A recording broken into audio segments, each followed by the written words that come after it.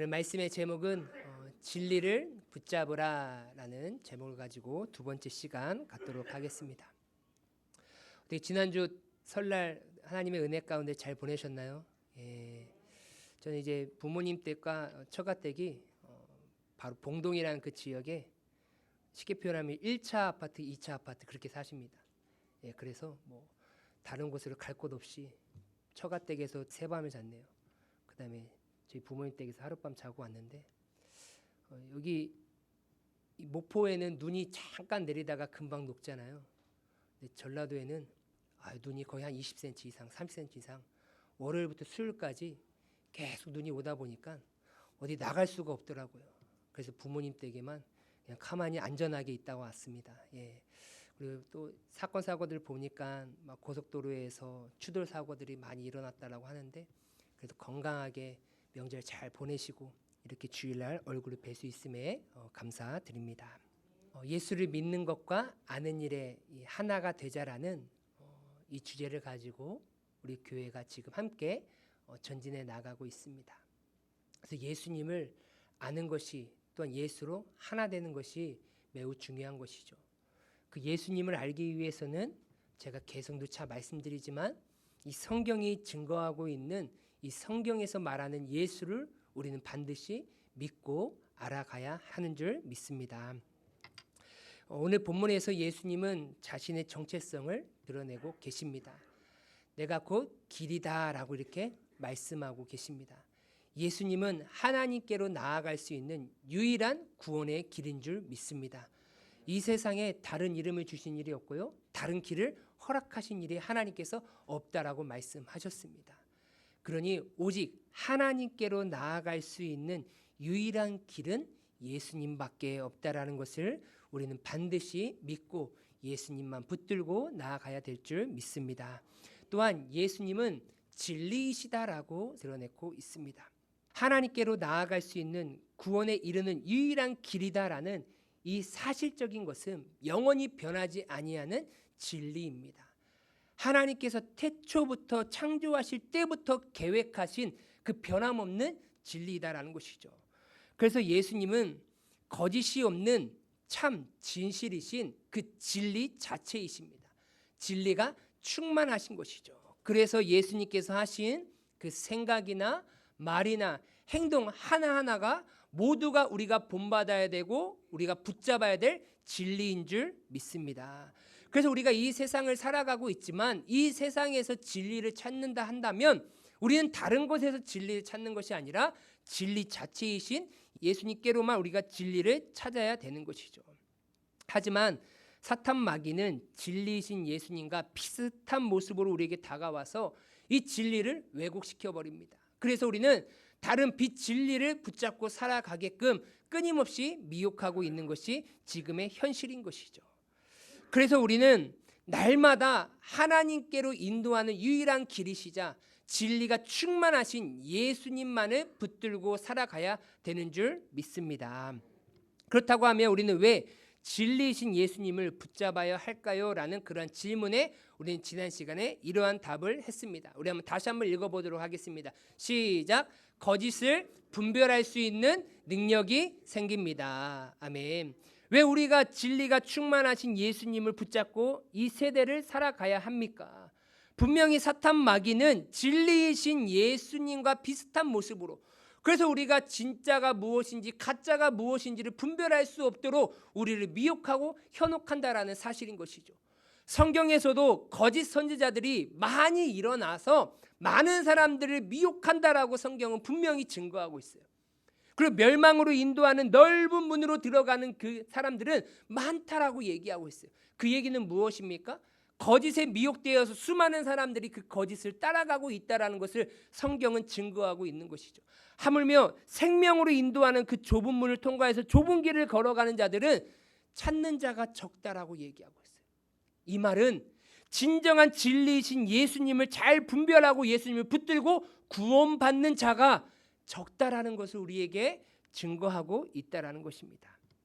그래서 우리는 거짓 선지자들의 그의 말에 속지 않도록, 그들이 행하는 모습에 속지 않도록 우리는 진리이신 예수님만을 붙잡고 살아가야 되는 줄 믿습니다.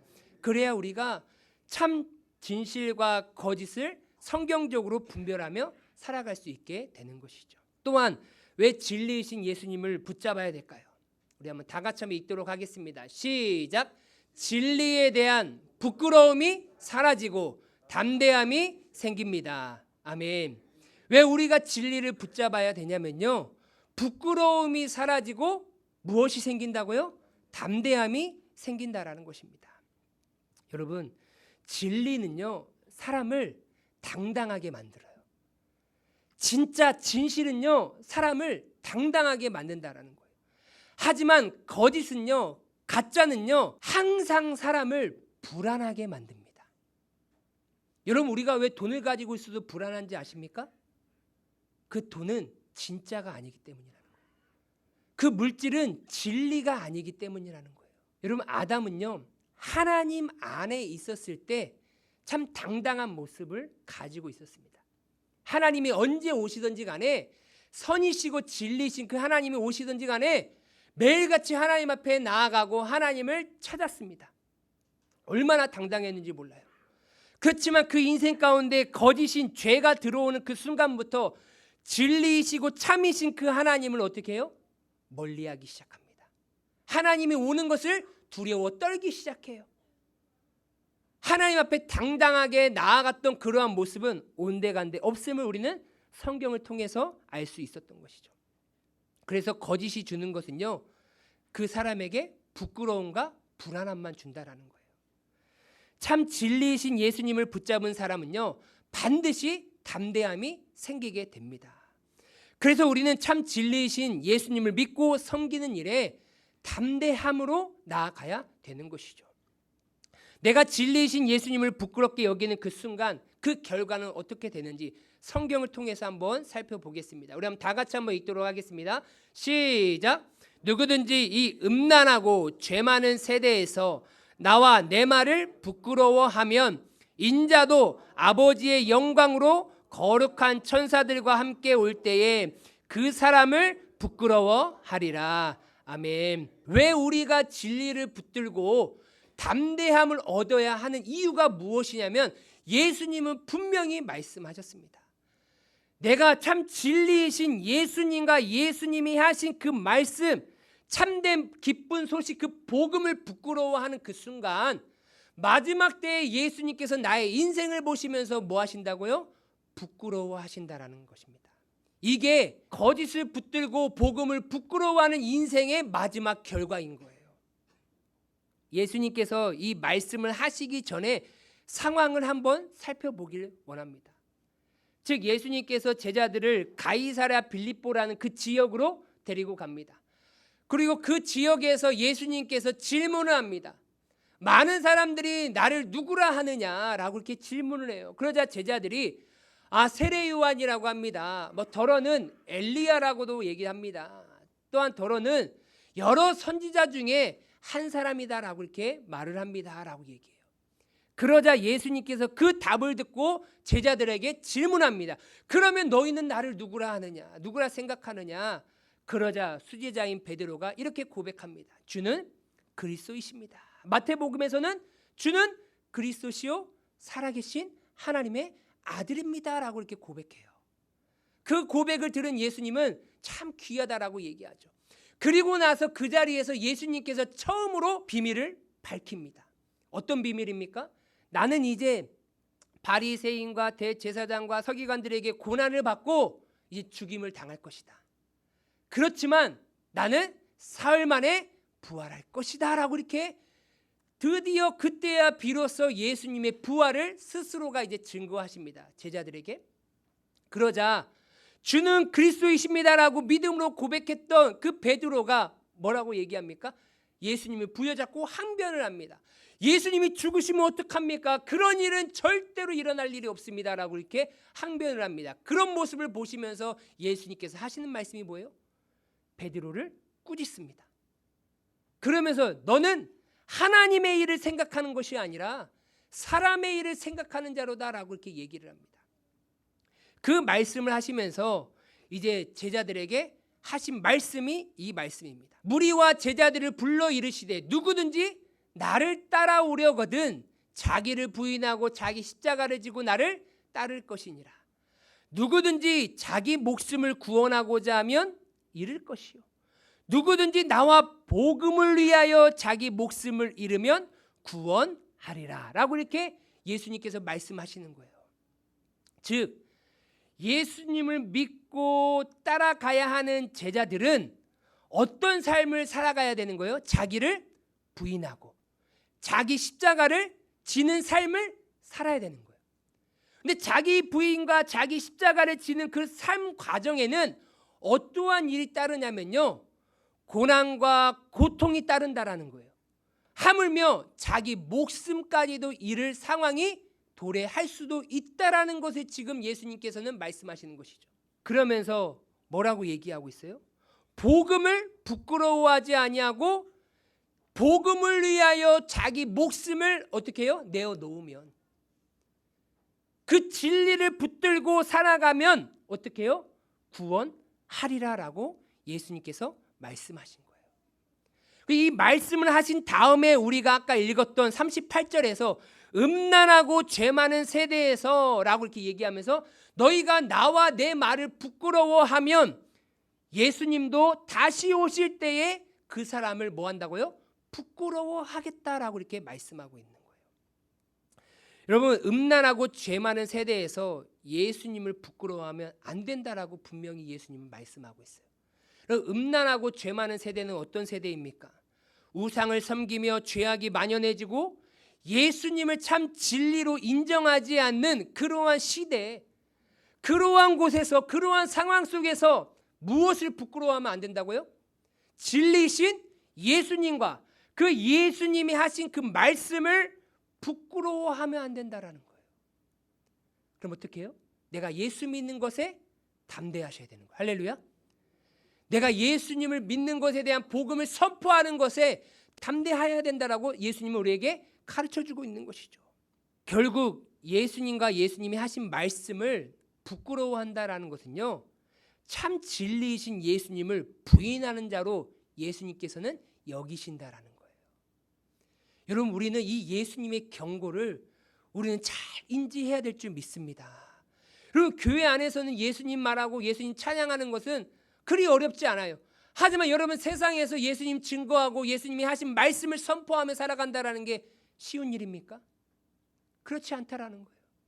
그런데 그 예수님을 부끄러워하는 그 순간, 예수님의 말씀을 부끄러워하는 그 순간, 나의 인생은 그냥 부끄러워하는 것으로 끝나는 것이 아니라, 아, 너는 예수를 믿지 아니하고 부인하고 있구나라고 그렇게 예수님께서는 인정하신다라는 것입니다. 여러분, 자신감과 담대함은요, 다른 것에서 나오는 것이 아니라 참 진리, 진짜에서 나옴을 여러분들 믿으시길 바랍니다.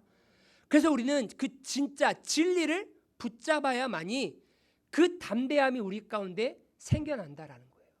성경에서 진리를 붙잡고 담대하게 살아간 사람, 대표적인 한 사람이 있죠. 그 사람이 누구입니까? 바로 다윗입니다. 성경은 이렇게 말합니다. 또 여호와의 구원하심이 칼과 창에 있지 아니함을 이 무리에게 알게 하리라. 전쟁은 여호와께 속한 것인즉 그가 너희를 우리 손에 넘기시리라. 아멘. 지금 어떤 상황입니까? 블레셋이라는 나라가 이스라엘에 쳐들어온 상황입니다. 지금 블레셋과 이스라엘과 전쟁하는 그런 상황인 거예요. 그런데 그 블레셋이라는 나라의 대표적인 장군이 누구입니까? 골리앗입니다. 골리앗은요, 엄청난 키와 큰 힘을 가지고 있습니다. 그래서 이스라엘 백성들이 그 골리앗을 보는 순간 다 두려움에 떨면서 겁에 질리면서 그 앞에 당당하게 설 수 있는 사람이 단 한 명도 없었다라는 안타까운 현실인 것이죠. 이스라엘 모든 사람이 그 사람을 보고 심히 두려워하여 그 앞에서 도망하여 이렇게 말하고 있어요. 그러니 지금 수많은 이스라엘 백성들이 골리앗을 보고 뭐하고 있습니까? 다 도망간다라는 거예요. 여러분, 오늘날도 마찬가지 아니겠습니까? 이 세상 공중 권세를 잡은 사탄 마귀 앞에 수많은 사람들이 다 두려워 떨면서 그 앞에서 지금 다 도망가고 있어요.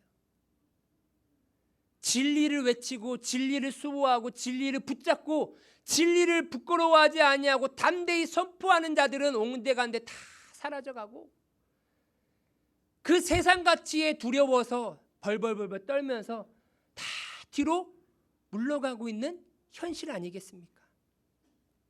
담대하게 세상 앞에 사탄 마귀 앞에 맞서는 자들을 찾아보기가 어렵다라는 것입니다.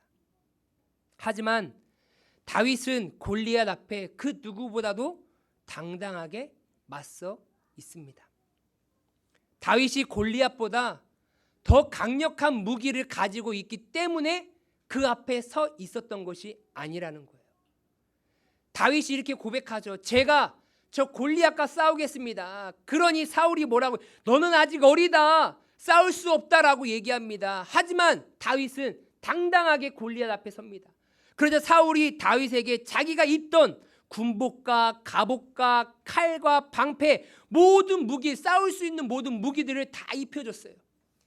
그걸 입어봤더니 다윗이 불편한 거예요. 그래서 그 모든 것들을 다 내려놓습니다. 여러분, 왜 지금 전쟁에 지금 나가야 되는 그 사람이 군복을 내려놓고 또한 노트구, 갑옷, 칼을 다 내려놓겠습니까? 오늘날로 표현한다고 하면 세상의 물질, 권력, 명예, 지식, 다양한 세상 가치를 의미하고 있는 거예요. 세상에 나아가서 내가 싸워야 되는데 진리를 붙들고 진리를 선포하며 진리를 외쳐야 되는데 왜 물질을 다 내려놓냐라는 거예요. 왜 권력과 명예와 모든 지식과 모든 것들을 다 내려놓냐라는 거예요. 다윗은요, 이 모든 것들은 전쟁을 하는 데 있어서 승리할 수 있는 진짜 무기가 아니다라고 믿고 여겼기 때문이라는 거예요. 다윗은요, 진리 안에 거하며 살아왔고 진리를 행하며 살아온 사람이었습니다. 그래서 진리 안에 거하며 진리를 붙들고 살아온 다윗의 인생 가운데는요, 그 세상 가치가 그다지 무의미했다라는 거예요. 성경은 다윗을 이렇게 증거하고 있습니다. 소년 중 한 사람이 대답하여 이르되 내가 베들레헴 사람 이새의 아들을 본즉 수금을 탈 줄 알고 용기와 무용과 구변이 있는 준수한 자라. 여호와께서 그와 함께 계시더이다 하더라. 아멘. 지금 사울의 신하가 지금 다윗을 소개하고 있어요. 그런데 용기도 있고 무용도 있고 구변도 있는 준수한 자라고만 표현하지 아니하고 어떤 자라고요? 그 인생에 하나님이 함께 계신다라는 것까지 증거하고 있다라는 것입니다. 여러분, 다윗은요, 진리이신 그 하나님이 함께하는 인생이었어요. 하나님께서 그 인생을 지키시고 보호하시고 인도하셨던 그러한 인생이었다라는 거예요. 다윗은 목동이었죠. 자신의 양을 지켜야 됩니다.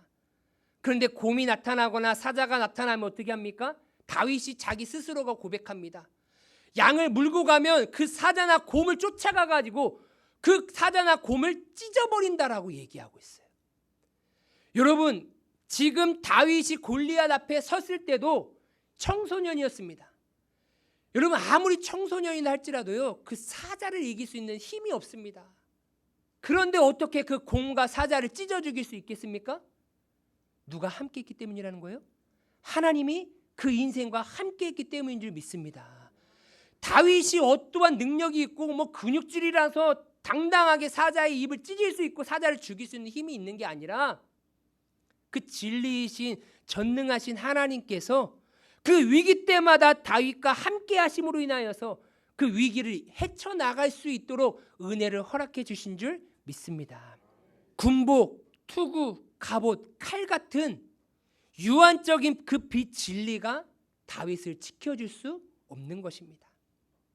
영원히 변하지 아니하고 이 세상을 주관하고 통치하시는 하나님께서 그 인생과 함께 하셔야만이 모든 전쟁 가운데 승리하게 되는 줄 믿습니다. 그래서 다윗은요, 이 비진리를 붙잡고 싶어도 붙잡을 수가 없었던 것이었어요. 왜요? 어색한 거예요. 내가 지금까지 살아온 것은 진리를 붙잡고 지금까지 살아왔기 때문에 금방 사라져버리면 없어질 것들, 내가 아무리 좋은 칼을 가지고 있어도 더 좋은 무기가 있으면 이건 아무 소용없는 비진리인 것, 그것을 붙잡고 내가 전쟁에 나간들 싸워 이길 수 없다라는 것을 다윗은 알고 있었다라는 것입니다. 그래서 진리를 붙잡으니까요, 그 거대한 골리앗 앞에서 담대하게 서 있을 수 있었던 것입니다. 이스라엘 백성들은 왜 불안했답니까? 왜 당당히 그 골리앗 앞에 서 있지 못합니까? 비진리를 붙잡고 있기 때문이라는 거예요. 왜요? 내가 가면 저 거대한 사람은 어떻게 이겨? 저 무기를 어떻게 이겨? 나는 아무것도 아니야. 나는 부족해. 진리를 붙잡지 않으니까 그 순간 두려움이 계속해서 몰려오기 시작한다는 것이죠. 여러분, 우리의 신앙도 동일합니다. 참 진리이신 예수님을 붙잡지 않으면요, 늘 항상 불안해하며 세상에서 벌벌 떠는 타협적인 신앙생활을 할 수밖에 없어요. 여러분들 신앙 안에, 여러분들 믿음 안에 예수님 진리를 붙잡길 주님의 이름으로 소망합니다. 그래야 세상 앞에서 당당하게 서 있을 수 있어요. 당당하게 싸워 승리할 수 있다는 것입니다. 불안과 두려움이 몰려오면요, 신앙생활을 해도요, 기쁨이 없고 즐거움이 없고요, 감격이 없어요. 결국 어떻게 신앙생활 하냐면요, 진리인 예수를 붙들고 신앙생활하지 않는 사람은요, 비진리를 붙잡고 신앙생활할 수밖에 없어요. 대부분 어떻게 신앙생활 하냐면요, 자기의 감정에 이끌립니다. 여러분, 우리의 감정은 진리가 아니에요. 여러분, 시시때때로 변하는 게 우리의 감정입니다. 그런데 어떻게 해요? 내 감정이 좋으면 그냥 마냥 행복한 거예요. 모든 것이 즐거운 거예요. 그냥 다 좋아 보이는 거예요. 그런데 내 감정이 별로 안 좋잖아요? 그럼 다 안 좋아요. 모든 게 안 좋습니다. 하루 만에 바뀌는 것이 아니야. 하루도 안 걸립니다. 그 즉시 바뀌는 게 우리의 감정인 거예요. 그러니 내가 예수 붙들고 신앙생활하지 않으면 오늘 오다가 돈 한 번 주면 너무나 행복해가지고 그냥 예배도 즐겁고 은혜가 되고 밥도 맛있고 그런 거예요. 그런데 교회 오다가 넘어졌어요. 막 몸이 아파요. 내가 감정이 상하면 말씀도 은혜도 안 되고 모든 것들이 다 그냥 괴롭고 힘든 거예요. 그게 비진리를 붙잡고 살아가는 사람의 신앙생활인 거예요. 어린아이와 같은 것이죠. 여러분, 꼭 진리를 붙들고 신앙생활 하시길 주님의 이름으로 소망합니다. 그래야 고난 가운데, 어려움 가운데 있어서요, 기쁨을 가질 수 있고 소망을 가질 수 있고 감격을 누릴 수 있다는 것입니다. 여러분, 누구나 명품을 가지고 있을 때면요, 그 명품이 진짜라면 절대 부끄러워하지 않습니다. 당당히 꺼내고 누가 물어보면 자신감 있게 담대하게 말할 수 있는 거예요. 그렇지 않겠습니까? 자녀가 정말로 부모님 은혜에 감사해서 지금까지 가져보지 못했던 정말로 몇백만 원짜리 그 명품 백을 사다 줬어요. 그러면 여러분들 어떻게 하실 거예요? 부끄럽게만 이렇게 들고 다니실 거예요? 아니에요. 그 누구보다도 당당하게 아마 들고 다니실 것입니다. 진짜는요, 진실은요, 사람을 담대하게 하고 당당하게 한다라는 거예요. 하지만 가짜를 가지고 있으면 어떻게 해요? 들고 있어도 샤넬이 아니에요. 샤넬이에요. 그럼 어떻게 들고 다녀요? 부끄러운 거예요, 그냥. 왜요? 저 진짜야? 얼마 주고 샀어? 어디서 샀어? 누가 줬어? 라고 물어보면 뭐라고 대답해요? 부끄러운 거예요, 여러분. 그래서 주변 시선이 부담스러워서 사줘도요, 들고 다니지도 못해요. 한두 번은 들고 다니죠. 그런데 어떻게 해요? 또 물어볼까 봐, 또 다른 사람이 물어볼까 봐 그냥 이제 이거는 가치가 없어집니다. 가짜는 가짜를 소유한 자를 자신감 없게 만들고 부끄럽게 만듭니다. 하지만 진짜를 가진 사람은 어떠한 상황이든지 모든 사람 앞에서 당당해집니다. 명품을 가지고 있다는 것에 교만을 말하는 것이 아니라 나는 진짜라는 것을 가지고 있다는 것에 당당함과 담대함을 말씀드리는 거예요. 여러분, 진짜인 그 진리이신 예수님을 내가 믿고 있다라고 하면 여러분 당당해지시길 주님의 이름으로 소망합니다. 내가 예수님을 짝퉁으로 믿고 있으니까 불안에 떨고 있는 거예요. 늘 항상 세상에 거 비진리가 없으면 내 인생은 망할 것 같고 내 인생은 죽을 것 같고 내 인생은 비참해진 것이다라고 여기며 살아가는 거예요. 그러니 아무리 예수를 전해도 예수님을 예배하고 예수님을 찬양한다고 해도 기쁨이 없어요. 감격이 없습니다. 왜? 예수는 나에게 있어서 비진리니까. 무엇이 진리예요? 돈 갖다 주는 게 진리인 거예요. 세상의 명예, 권력, 어떠한 세상의 것을 가져다 주는 게 나에게 기쁨이고 감격인 거예요. 그러니까 그것이 나에게 더 준다라고 하면 신앙을 계속해서 타협해 버리는 것이죠. 진리를 붙들고 복음을 자랑하시길 주님의 이름으로 소망합니다. 예수님이 걸어가신 길을 따라가는 삶을 살아가는 것이 부끄러움이 아닌 담대해지고 또한 자랑스럽게 여기며 우리는 그 길을 걸어가야 될 줄 믿습니다. 참 진리이신 예수님을 만난 그 사도 바울은 예수님을 진리로 붙잡는 그 순간부터 복음을 절대 부끄러워하지 않았습니다. 그 복음을 전하면서 당하는 수많은 고통과 고난과 하물며 죽음의 위협까지 이른다 할지라도 그 상황 앞에서 사도 바울은 당당함을 나타내 보였습니다. 빌립보서 1장 20절 말씀을 한번 다 같이 읽겠습니다. 시작. 나의 간절한 기대와 소망을 따라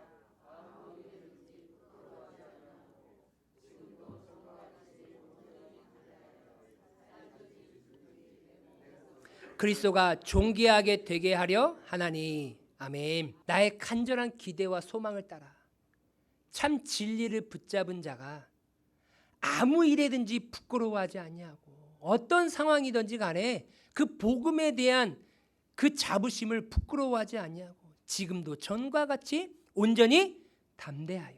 할렐루야. 여러분, 진리가 여러분들을 담대케 해주십니다. 다른 게 여러분들을 담대하게 해주는 게 아니에요. 살든지 죽든지 내 몸에서 그리스도가 존귀하게 되게 하려 하나니. 바울이 이렇게 될 수 있었던 건요, 진리를 붙잡았기 때문입니다. 참된 진리를 붙잡게 되니까 오히려 비진리를 붙잡으려고 열심히 노력해서 많은 명예와 부를 쌓았죠. 바울이 사울이었을 때 얼마나 많이 열심을 냈습니까? 비진리를 붙잡기 위하여서 부귀영화를 누리기 위하여서 지금 예수 믿는 자를 잡으러 가는 도중에 다메섹 도상에서 예수님을 만나지 않았습니까? 그 진리이신 예수님을 만나니까 어떻게 된 거예요? 자기가 지금까지 모두 쌓아놨던 그 부귀영화를 다 해로 여기는 거예요. 배설물로 여기는 것입니다. 왜요? 그것이 나를 지켜주는 것이 아니고 그것들이 나를 구원으로 인도하는 것이 아니다라는 것을 깨달았기 때문이라는 거예요. 오직 우리를 영원한 하나님의 나라로 나의 영혼을 구원으로 인도하는 유일한 길은 오직 예수님밖에 없는 줄 믿습니다. 그 예수님 만나니까 그 예수님만을 붙잡을 수밖에 없었던 거예요. 여러분, 사도 베드로도요, 참 진리를 붙잡기 이전에 부끄러운 삶을 살았습니다. 복음 때문에 갇히고 손해보고 어려움 당하는 것을 되게 무서워했어요. 예수 믿는 것을 당당히 얘기하지 못하고 예수님은 나의 주인이다라고 당당하게 세상에서 선포하지 못했습니다. 그래서 3년 반 동안 예수님의 어찌 보면 수제자 이름표는 붙이고 예수님을 따라다녔지만 결국에는 진리이신 예수님을 자기 자신까지 저주하면서까지 예수님을 부인하는 모습을 나타내 보입니다.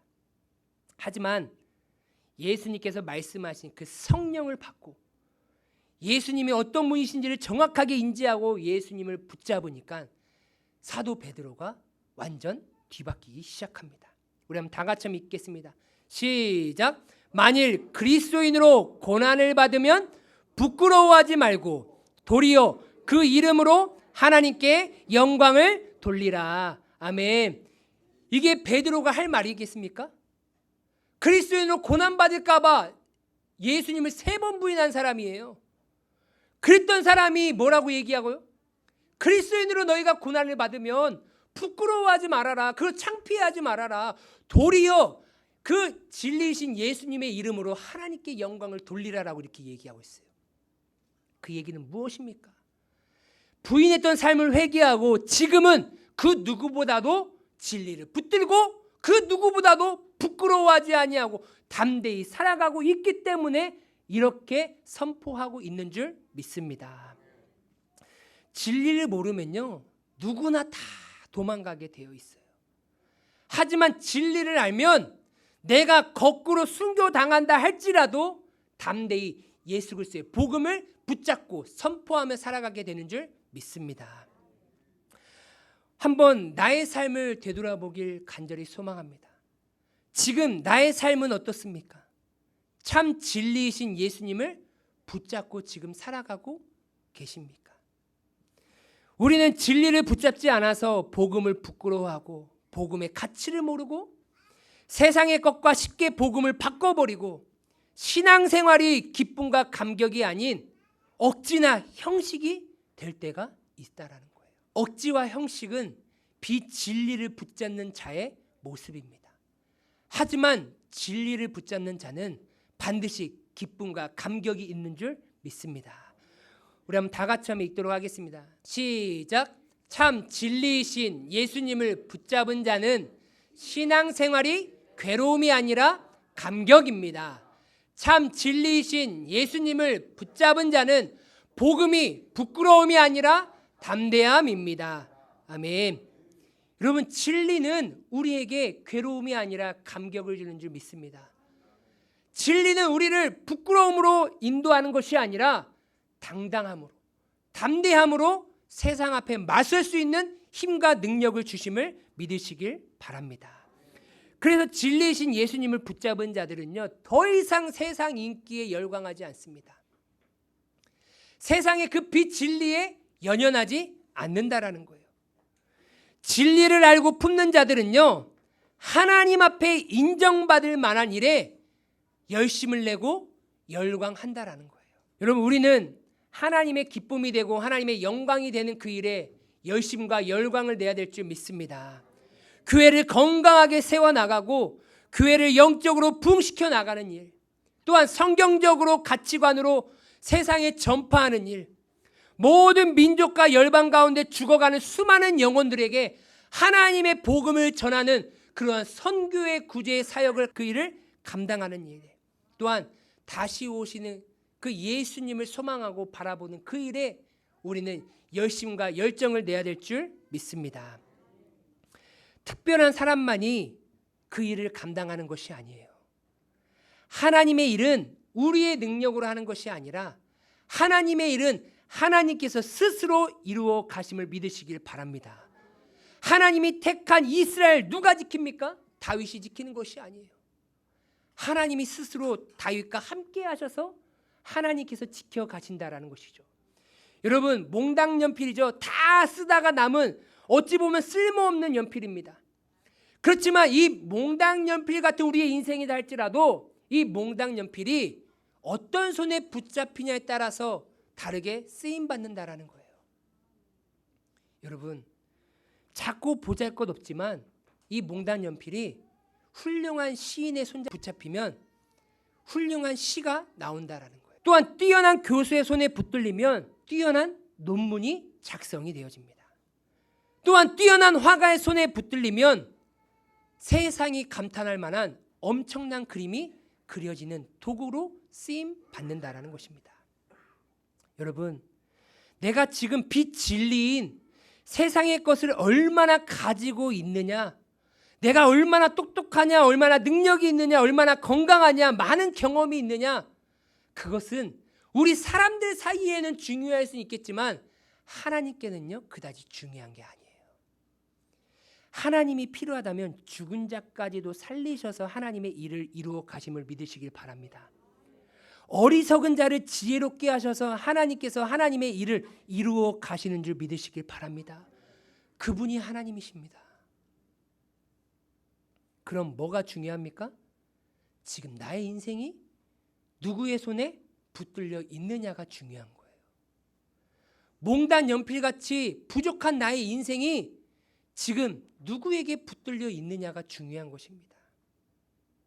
진리이신 예수님을 붙잡을 때 더 이상 우리의 가운데 불안은 다 사라지고 담대함으로 하나님은 연약한 나를 통하여서 하나님의 나라를 이루어 가시고 하나님의 나라를 확장해 가실 줄 믿습니다. 그래서 우리는 다른 것을 붙잡으려고 열광을 내고 열심을 내는 것이 아니라 그 진리이신 예수 그리스도를 붙잡으려고 우리는 부단히 몸부림쳐야 될 줄 믿습니다. 말씀을 마무리합니다. 우리 한번 다 같이 한번 따라해 보겠습니다. 예수님만이 길이요 진리이십니다. 이 한 문장이 매우 중요합니다. 그냥 하나의 문장으로 끝나는 것이 아니라 진짜 예수님만이 나를 구원으로 인도할 유일한 길이시고 진짜 예수님만이 영원히 변함없는 유일한 진리시다라는 것을 우리가 믿고 확신할 때 우리는 이 세상이 감당하지 못할 믿음의 사람으로 살아가게 되는 줄 믿습니다. 이 한 문장의 말씀으로 끝나는 것이 아니라 이 말씀이 나를 깨우치고 변화시키는 능력으로 다가와서 매 순간순간 하나님의 영광이 드높이고 하나님께 기쁨을 올려드리는 거룩한 삶을 살아가시는 우리 귀한 성도님의 삶이 되시길 주님의 이름으로 소망합니다.